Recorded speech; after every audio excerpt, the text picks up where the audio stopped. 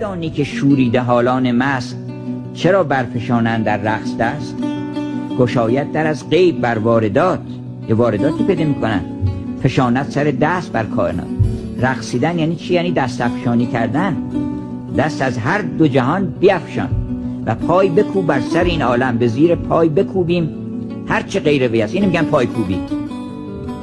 شکسپیر میگه که کسی که لذت نمیبره از موسیقی، کسی که لذت نمیبره از ترکیبات خوش آهنگ صداها و خودش هم هیچ موسیقی نمیسازه و نه لذت هم میبره، بهترین آدمی است برای هر گونه خیانت و جنایت و غارت و اینا. این به درد این کارا میخوره.